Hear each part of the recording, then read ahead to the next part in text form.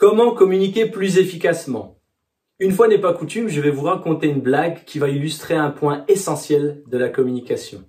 Nous finirons la vidéo par un exercice que vous pourrez réaliser tous les jours et qui vous aidera à coup sûr dans votre communication interpersonnelle. Bienvenue sur All You Need to Lead, la chaîne des professionnels qui veulent progresser vite. Je suis Jafar Tabi, coach et cadre dirigeant.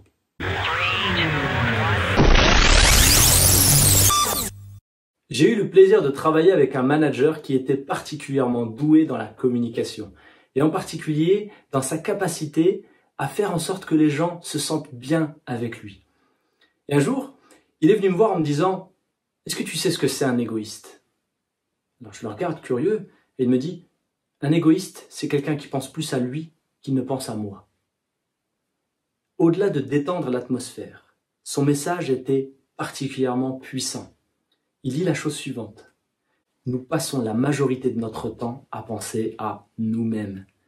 Et une fois que vous avez ça en tête, vous voyez la relation interpersonnelle de manière bien différente.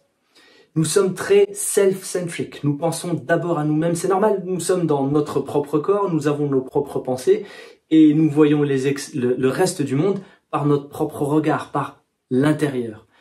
Mais à chaque fois que vous pourrez, même de manière imparfaite, vous mettre dans la peau de l'autre, vous aurez une communication plus efficace et vous serez également moins contraint par la pression que vous vous mettez face à une audience.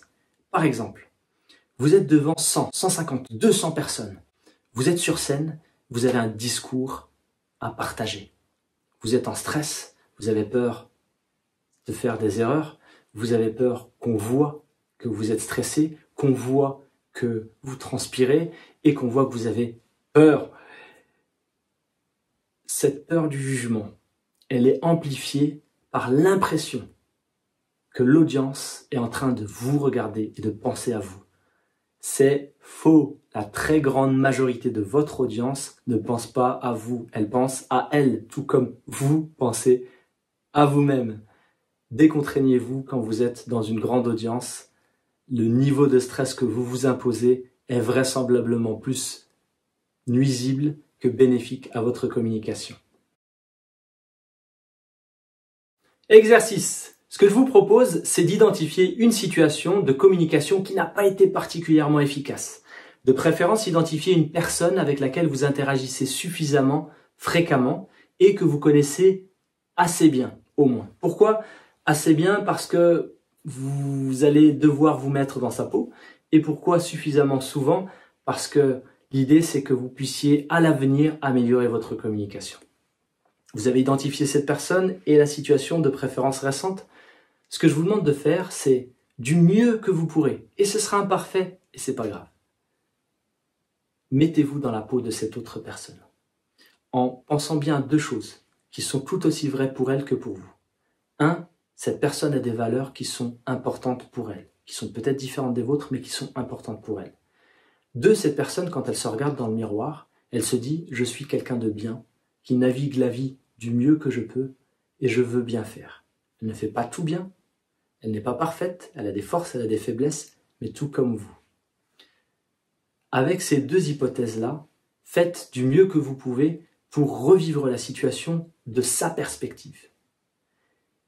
Et enrichissez-vous de sa perspective pour essayer maintenant de vous poser la question suivante. Comment moi, la vraie personne, je pourrais améliorer ma communication pour avoir plus d'impact, tenant compte de ses valeurs, de la situation dans laquelle cette personne est et de la perception que vous pensez qu'elle a de votre communication. Alors, ça fait beaucoup de que vous pensez, que je pense, que vous pensez, mais vous avez compris, il y a un vrai exercice intellectuel d'empathie, de mise à la place de l'autre du mieux que vous pourrez, et cet élément va réellement vous aider, surtout si vous le pratiquez de manière régulière, à améliorer votre communication, votre impact, et à obtenir un résultat qui est bon, puisque vous êtes quelqu'un de bien, qui voulait bien faire, tout comme la personne en face.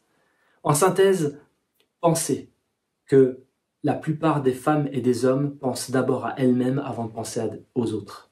Alors, ça veut dire qu'elles sont finalement, de la définition de mon collègue, toutes égoïstes, sauf ce collègue en question, et j'ajouterai, sauf vous bien sûr.